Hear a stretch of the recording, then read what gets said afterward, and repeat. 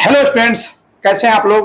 उम्मीद करते हैं सही होंगे। तो आज का क्लास हम लोगों का लग रहा है, जो लेक्चर आज का है वो आपका मिसलेनियस क्वेश्चंस है। और सारा मिसलेनियस एक्सरसाइज का जो इंपोर्टेंट क्वेश्चंस होने वाला है वो आज हम लोग करेंगे, जो आप लोगों को आसानी से बन सकता है, बताया जाएगा यहाँ पे। तो स्टार्ट करते हैं।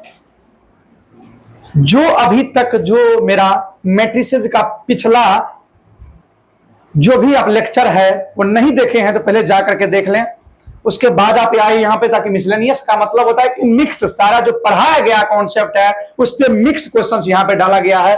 उस चीज को हम लोग देखेंगे।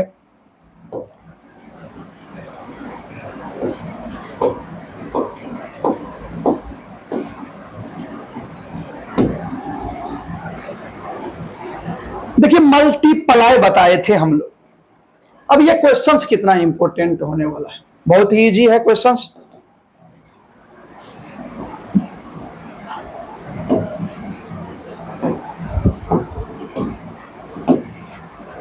कह रहा है क्या कि सबसे पहले तो ये बात जान लीजिए कि दो मैट्रिक्स को मल्टीप्लाई कब करते हैं। पहला मैट्रिक्स का कॉलम, दूसरा मैट्रिक्स का रो अगर इक्वल होता है तभी ये मल्टीप्लाई करते हैं हम लोग ना। तो सबसे पहले इसको देख लेते हैं। इसमें क्या है, रो एक ही है, कॉलम कितना है, रो एक ही है, कॉलम कितना है, 3 है। और इस वाले मैट्रिक्स को देख लेते हैं, रो इसमें कितना है, 3 है, कॉलम भी 3 है। सर मैट्रिक्स मल्टीप्लाई होगा, होने के बाद एक रो जो बचा हुआ है वो एक रो 3 कॉलम का बनेगा, एक रो 3 कॉलम का बनेगा। पहले चेक करते हैं, इस दोनों मैट्रिक्स को मल्टीप्लाई करवाते हैं, ये दोनों वालों। तो पहला रो को पहला ही कॉलम से अगर करने वाले हैं तो 1 को 1 से मल्टीप्लाई करें 1, फिर 1 को हो गया, यानी कि 2 से 2 को मल्टीप्लाई करेंगे, ये 4 हो जाएगा। ये 1 हो गया प्लस 4 हो जाएगा और प्लस ये 1 हो जाएगा। पहला रो पहला कॉलम हो चुका है मल्टीप्लाई। इसी प्रकार से पहला रो दूसरा कॉलम करने वाले हैं। 1 को मल्टीप्लाई करें 2 से 2, प्लस 2 को 0 से मल्टीप्लाई 0। इसी प्रकार से 1 को 0 से मल्टीप्लाई करें 0 हो जाएगा। इसी प्रकार से ये थर्ड वाले के साथ भी कर देंगे। अभी सेकंड किए हैं, अब थर्ड। 1 को मल्टीप्लाई करें 0 से, ये 0, ये बन जाएगा 2 और ये भी बन जाएगा 2। बस बात खत्म है। यानी दोनों मैट्रिसेस का मल्टीप्लाई कर दिए। बाकी जो साइड में बचा हुआ है वो कह रहा है क्या कि 0 2x इक्वल टू 0 मेरे पास है। अब इसको थोड़ा ऐड कर लेते, ऐड जैसे ही करेंगे तो ये 6 बन जाएगा, ये 2 बन जाएगा, ये 4 बन जाएगा और ये 0 2x है और इक्वल टू में 0 है। इक्वेशन बन रहा है, यहां से वैल्यू फाइंड आउट करना है। अब देखिए, पहला रो पहला कॉलम, तो 6 को 0 से गुना करेंगे 0, ये हो जाएगा 2 दूना 4, ये हो जाएगा 4x इक्वल टू 0। अब बताइए 4 प्लस 4x, तो 4x बराबर हो गया कितना, -4। 4 4 कैंसिल हो जाएगा, x का वैल्यू आ गया आपके पास -1। तो ये आसान सा क्वेश्चन हो रहा है। पहले आप दो मैट्रिसेस को मल्टीप्लाई कर लीजिए, एक बन जाएगा, फिर थर्ड वाले के साथ मल्टीप्लाई कर लीजिए, इक्वल टू में 0 था, वहां से वैल्यू फाइंड आउट कर लीजिए, इक्वेशन है तो। चलते हैं नेक्स्ट पे। और ये तो कई बार करवा चुके थे हम। अब इसमें देख लीजिए क्या होने वाला है कि सबसे पहले a बराबर एक मैट्रिक्स है, तो कह रहा है a square minus 5a plus 7a equal to 0 के बराबर हमको प्रूव करके दिखाइए। तो a मेरे पास है, तो a स्क्वायर अगर हमको बनाना होगा तो a को तो a से ही मल्टीप्लाई करना पड़ेगा। 3 1 -1 2, 3 1 -1 और यहाँ पे 2 हो गया। थोड़ा कर लीजिए मल्टीप्लाई। 3 3 9, 9 में से 8 गया, एक ही बार हम मल्टीप्लाई कर रहे हैं, आप लोग सीख चुके होंगे। पहला रो पहला कॉलम, तो 9 -1, ये 3 और ये 2 5 बन जाएगा। ये देखिए -3 -2 -5 बन जाएगा और ये बन जाएगा -1 प्लस 4 यानी कि 3 बन जाएगा। ये आपके पास a स्क्वायर आ गया।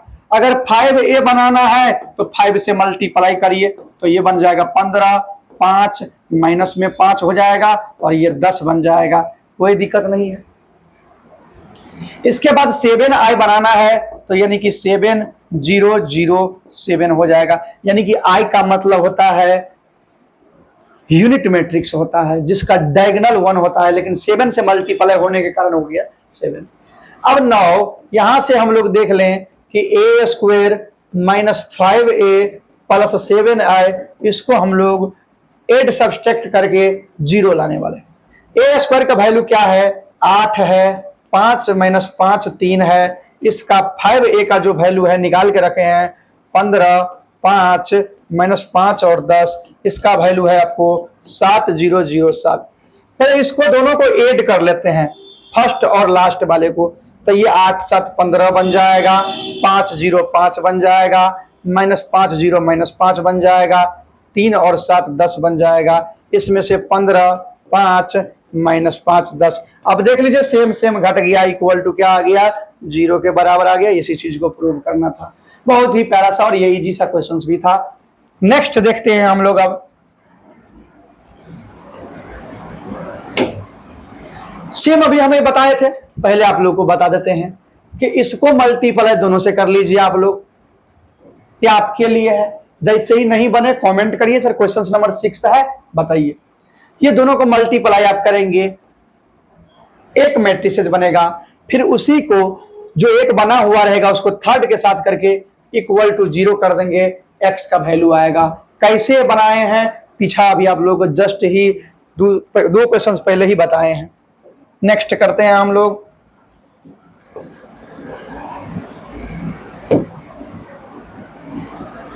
ये देख लीजिए, बहुत ही इंपॉर्टेंट क्वेश्चन है, कई बार पूछा गया भी है।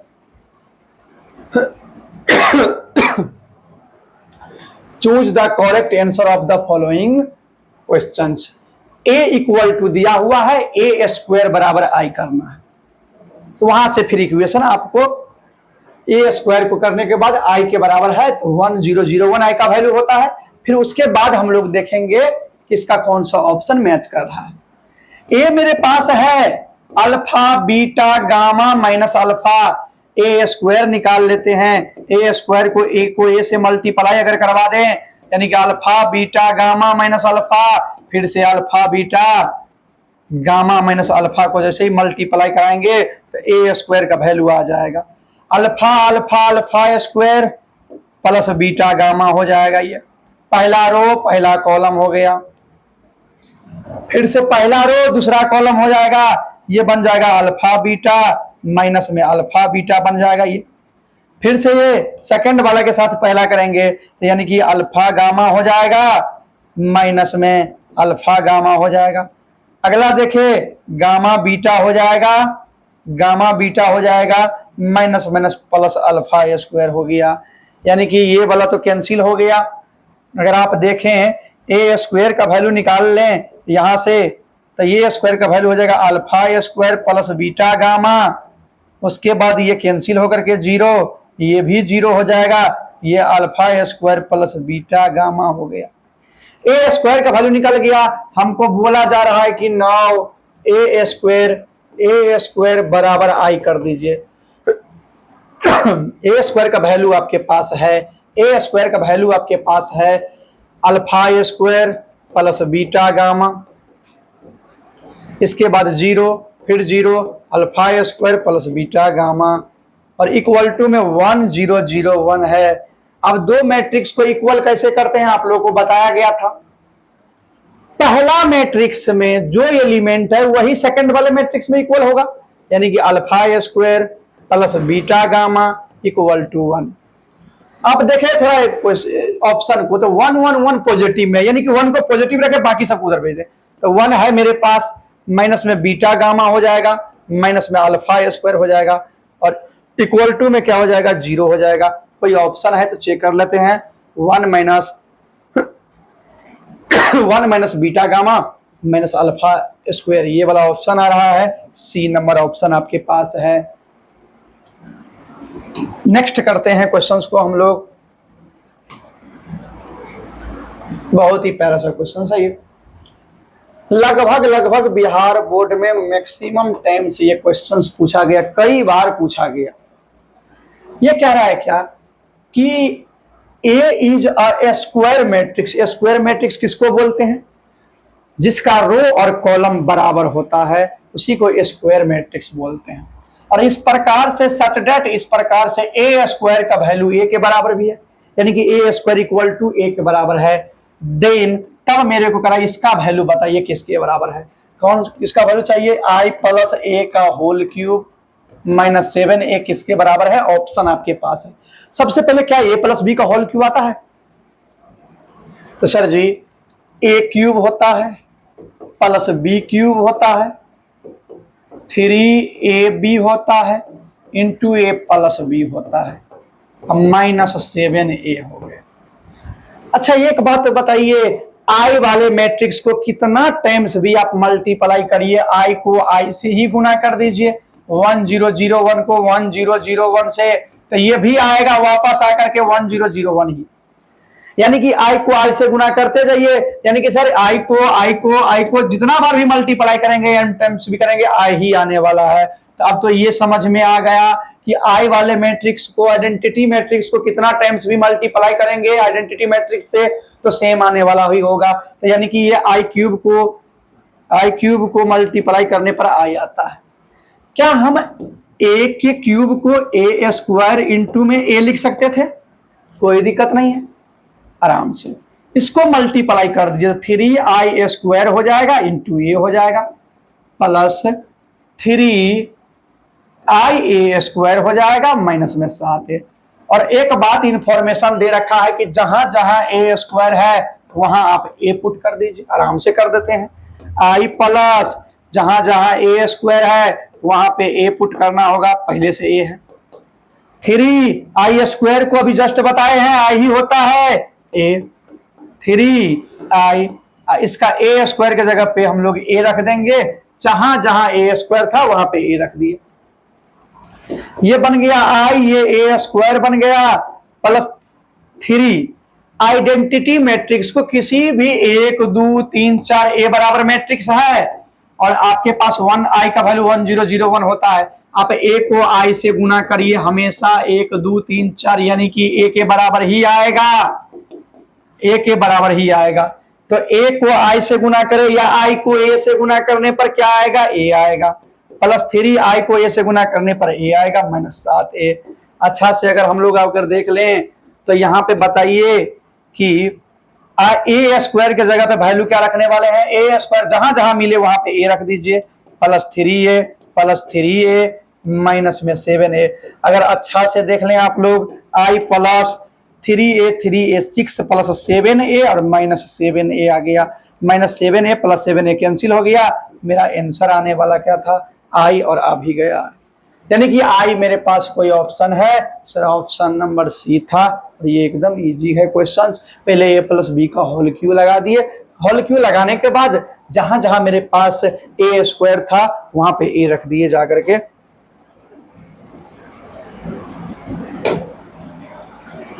सबसे इंपॉर्टेंट क्वेश्चंस भी आई कर लीजिए यहाँ पे, क्योंकि इस तरह का क्वेश्चंस जनरली कभी कभी दिखता है और ये कई बच्चे यहाँ पे गलती करके आ जाते हैं एग्जाम में। ये क्या कह रहा है क्वेश्चंस को पहले समझिए, बच्चे गलती क्या करते हैं कि एक्स से ही मल्टीप्लाई करवा देते हैं, और जैसे ही एक्स से मल्टीप्लाई करवाएं और इक्वल करके वैल्यू निकालें सबका डिफरेंट आ गया वैल्यू, और ये गलती ही होगा।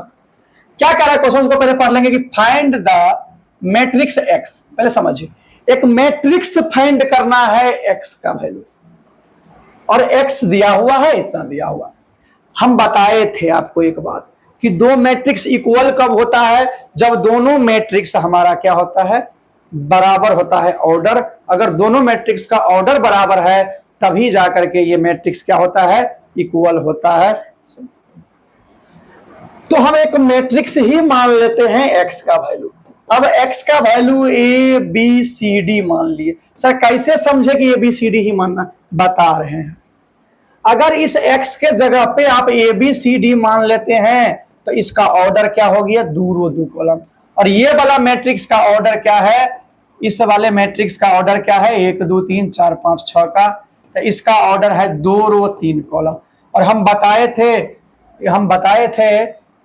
2 रो 3 कॉलम, पहला मैट्रिक्स का कॉलम और दूसरा मैट्रिक्स का रो बराबर है तो मल्टीप्लाई होगा, लेकिन मल्टीप्लाई होने के बाद जो बचेगा ये 2 क्रॉस 3 का बचेगा, और इक्वल टू में भी देख लीजिए 2 क्रॉस 3 का ही है। कहना यह था कि ऐसा कौन सा मैट्रिक्स मान लें जो मल्टीप्लाई भी हो जाए और इक्वल भी आ जाए। तो 2x2 माने 2x3 मेरे पास है, बराबर भी हो गया, 2x3 बना, ये भी 2x3 है, इक्वल होगा। देखते हैं यहां पे अब हम लोग, और जो एक्स ABCD माने हैं उसका वैल्यू हमारे पास आएगा, ABCD जो माने हैं उसका वैल्यू हमारे पास आएगा। तो अच्छा से पहले देख लीजिए,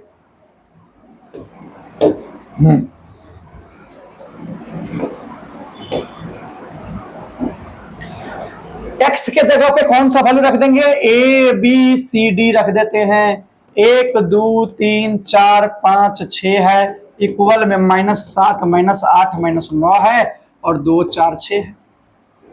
कोई दिक्कत, थोड़ा मल्टीप्लाई करवा देते हैं, मल्टीप्लाई करवाना सीखे थे। A को 1 से गुणा करेंगे, A प्लस में आ गया 4B। इसी प्रकार से 2A + 5B हो गया, और लास्ट वाला 3A + 6B हो जाता है। और सेकंड जैसे ही हम अगर सेकंड रो से कॉलम से मल्टीपल, फर्स्ट कॉलम से मल्टीप्लाई करेंगे, C + 4D हो जाएगा। इसी प्रकार से 2C + 5D हो जाएगा, और 3C + 6D हो जाएगा। और मेरे पास -7 -8 -9 2 4 और 6। अब देख लें कि सब इक्वल कैसे होता है। तो पहला एलिमेंट है तो इस वाले का भी पहला एलिमेंट होगा। तो अगर A + 4B = मेरे पास -7 हो जाएगा, इक्वेशन पहला मान लेते हैं। सेम उसी तरीका से 2A + 5B वाला देख लीजिए, A और B वाले से B को वैल्यू फाइंड आउट हो जाएगा। 2A + 5B = -8 है, इसको इक्वेशन सेकंड मान लिया। और इस दोनों ही इक्वेशन को आप सॉल्व कर दीजिएगा। तो जहां से कैसे करते हैं सॉल्व पता ही होगा सबको। पहले ये कोफिशिएंट नहीं मिल रहा है तो मल्टीप्लाई कर लेते हैं। तो यहां से आपके पास A का वैल्यू आ जाएगा, और आपके पास B का वैल्यू आ जाएगा, AB का वैल्यू आ जाएगा। ये तो अब एकदम इजी है, कर सकते हैं। फिर उसी प्रकार से देखिए, अगेन C + 4D = मेरे पास है 2, और एक है 2C + 5D, सेम इसका वैल्यू है 4। इसको इक्वेशन थर्ड और फोर्थ मान लिए, और इस दोनों को सोल्व अगर कर देते हैं हम लोग, तो यहां से C का वैल्यू आ जाएगा और D का वैल्यू आ जाएगा, C का वैल्यू आ जाएगा, D का वैल्यू आ जाएगा। यानी कि इस दोनों इक्वेशन से A और B का वैल्यू आ जाएगा, C और D का वैल्यू इस दोनों इक्वेशन से आ जाएगा। और जैसे ही मेरे पास आ गया, जैसे ही आ गया, तो जो आप मैट्रिक्स माने हैं x बराबर, उसको ABCD के जगह पे वैल्यू आप पुट कर दीजिए, वो मैट्रिक्स आपका फाइंड आउट हो गया। एकदम इजी था, ये आप लोग कर लेंगे। जिनसे नहीं हो कमेंट कीजिएगा, फिर से दोबारा हम लोग इसको क्वेश्चंस को बनाएंगे।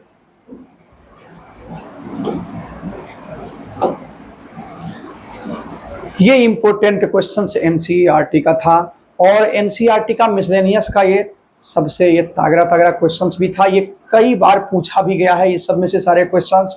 तो इनको कम से कम अपने लोग ध्यान से रखेंगे। थैंक यू, धन्यवाद।